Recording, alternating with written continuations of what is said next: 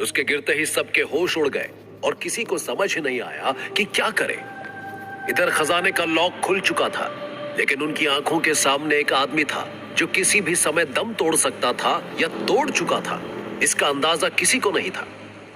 तभी सचिंद्र की नजरें मनमथ की ओर गई और उन्हें इस बात का एहसास हो चुका था कि अगर त्वरित रूप से यहां से अपने काम को अंजाम देकर निकला ना गया तो इसकी पूरी संभावना है कि उस आदमी के साथ साथ मनमथ, जिनके हाथों ये अनजाने में हुआ था, वो भावनाओं में बह जाते। वो अशफाक की ओर देखकर बोले, शाबाश अशफाक, आखिर आपने कर दिखाया, लेकिन अब यहाँ एक पल की भी देरी हमें खतरे में डाल सकती है। ये सुनते ही बाकी साथियों ने भी हाँ में हाँ मिलाते हुए सचिंद्र की बातों का समर्थन किया और बोले, ये लीजिए चादर, इनके टुकड़े हम कर लाए थे, जल्दी से इनमें पैसा बांधिए और निकलिए यहाँ से। ये सारी घटना वो गार्ड जो कि ब्रिटिश की ओर से खजाने की सुरक्षा के लिए नियुक्त किया गया था, वो देख रहा था और मन ही मन उन सब की आवाजें और चेहरे के नाम पर दिखने वाली आंखों में एक चेहरा गढ़ रहा था कि तभी चंद्रशेखर आजाद ने उसकी ओर घूर कर देखा और कुछ कहना ही चाहा था कि उससे पहले ही वो गार्ड घुटनों के बल बैठते हुए गिड़गिड़ाया, आपको जो ले जाना है ले जाइए, जो करना है कीजिए, लेकिन हमारी एक ही विनती है कि हमारी जान को बख्श दीजिए। हम परिवार वाले हैं, अगर हमें कुछ हो गया तो हमारा पूरा परिवार सड़क पर आ जाएगा मालिक। और हाँ, अब जो भी करना है जल्दी करके बस यहाँ से चले जाइए। उसकी आवाज में एक विनती थी और उसने अपने सामने अभी अभी गोली से किसी को मरते देखा था और वो नहीं चाहता था कि उसकी जान को भी कोई खतरा हो, इसलिए उस गार्ड ने पहले ही माफीनामा मांग लिया। इधर बिस्मिल और अशफाक ने फटाफट उन चादरों के टुकड़ों में उस रकम को इकट्ठा किया। अशफाक बोले, चलिए अब यहाँ एक पल भी रुकना ठीक नहीं होगा। और ये कहते ही सब लोग एक साथ उस कैबिन से कूद गए, लेकिन मनमथ की आंखें और आत्मा मानो उस इंसान के साथ ही जुड़ी हुई थी जिसका कत्ल अभी अभी उनके हाथों हुआ था। सब उतर रहे थे, लेकिन उनके कदम आगे नहीं बढ़ रहे थे और अब समूह के हर सदस्य ने इसे भांप लिया था, जिसे देखते हुए इस बार बिस्मिल उनके पास आए और उन्हें झकझोरते हुए कहा, मनमथ, आपने कुछ नहीं किया है, लेकिन अगर आप यहाँ से नहीं निकले तो हम सब के साथ जरूर कुछ ना कुछ हो जाएगा। कम से कम अपने लिए नहीं तो हमारे लिए, हमारे एचआरए की नींव को मजबूत करने के लिए यहाँ से चल दीजिए।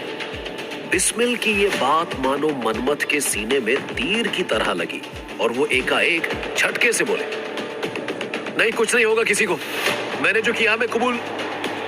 वो इतना ही कह पाए थे कि बिस्मिल ने उनके मुंह पर हाथ रखा और आंखों से ही चुप रहने का इशारा करते हुए उन्हें गले लगा लिया और फिर उनके कानों में धीरे से बोले, विश्वास रखिए मनमथ, किसी को कुछ नहीं होगा, मैं अपनी आखिरी सांस तक हम सब के लिए लड़ूंगा, लेकिन आप फिलहाल यहाँ से चलिए। और ये कहते हुए बिस्मिल ने मनमथ की बाहें पकड़ी और उन्हें हल्की पकड़ के साथ खींचते हुए रेल के उस कैबिन से बाहर ले आए।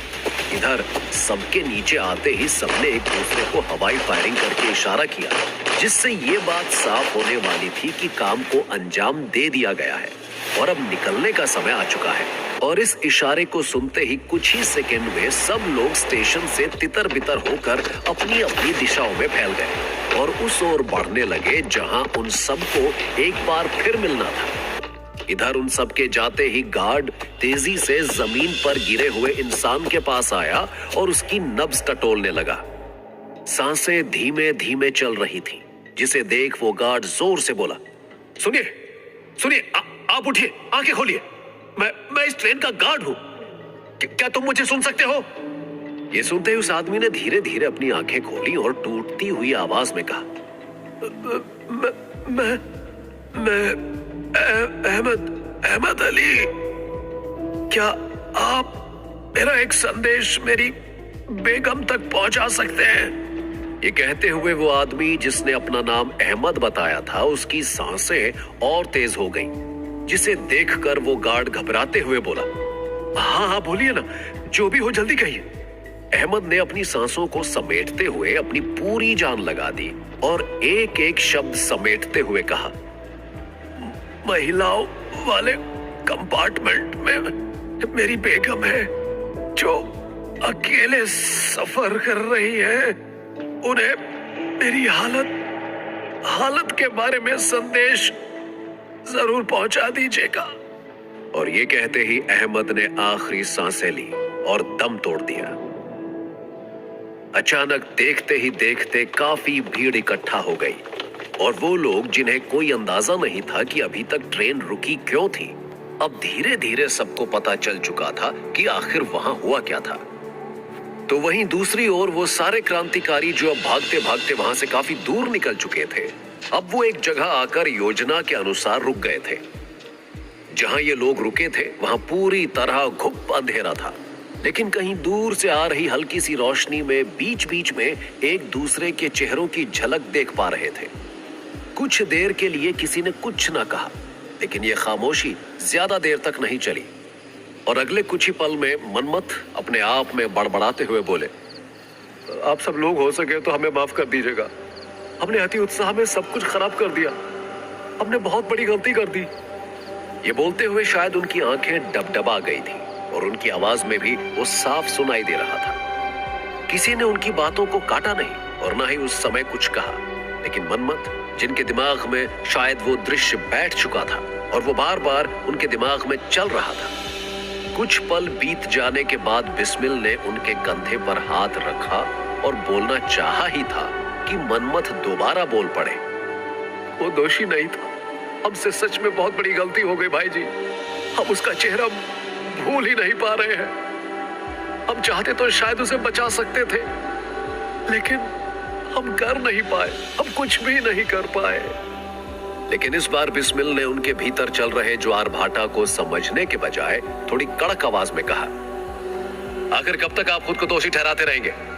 माना गलती हुई है, लेकिन आपने जानबूझकर तो कुछ भी नहीं किया। अगर आपने कुछ भी गलत इरादे से किया होता तो यहाँ बैठकर आप उसके लिए दुख नहीं दिखा रहे होते। मनमथ, हम सब जानते हैं कि आप एक बहुत ही जिम्मेदार व्यक्ति हैं और आप सपने में भी किसी को तकलीफ नहीं पहुंचा सकते। इसलिए हो सके तो स्वयं को इस घटना के प्रभाव से दूर कर लीजिए।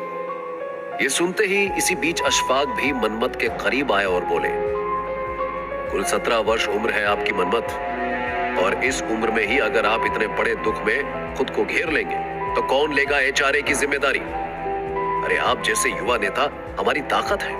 और भूलिए मत कि इतने साल में कितने लोग हमसे जुड़े और हमें छोड़कर चले गए। जानते हैं क्यों? क्योंकि उन्हें एचआरए में अपना और इस देश का कोई भविष्य नहीं दिखता था। और वो गलत नहीं थे। हर कोई स्वतंत्रता के लिए स्वयं को जला नहीं सकता, लेकिन आपने इतनी छोटी सी उम्र में इस बात को समझा, और ना सिर्फ समझा बल्कि आज आप इस सफर में यहां तक आ गए हैं। मनमथ सिर झुकाए सारी बातें सुन रहे थे। उनके चेहरे पर एक अफसोस की लकीर उस मध्यम सी रोशनी में साफ दिखाई दे रही थी, लेकिन वो अब भी कुछ बोलने की हालत में न थे। जिसे देखते हुए बिस्मिल ने एक बार और प्रयास किया और कहा, ठीक है, आप जितना चाहे उतना समय ले सकते हैं इस पूरे घटनाक्रम से उबरने के लिए, लेकिन याद रहे आपकी या हमारी एक छोटी सी भूल पूरे संगठन को बर्बाद कर सकती है और हमारी जंग को शुरू होने से पहले ही खाक में मिला सकती है। इसलिए जब तक मामला थोड़ा शांत नहीं हो जाता, सब लोग अपनी अपनी दिशाओं में जाएंगे और कुछ वहां से अपनी नई जिंदगी की शुरुआत करेंगे, लेकिन आप हमारी निगरानी में हमेशा हमारे आसपास ही रहेंगे।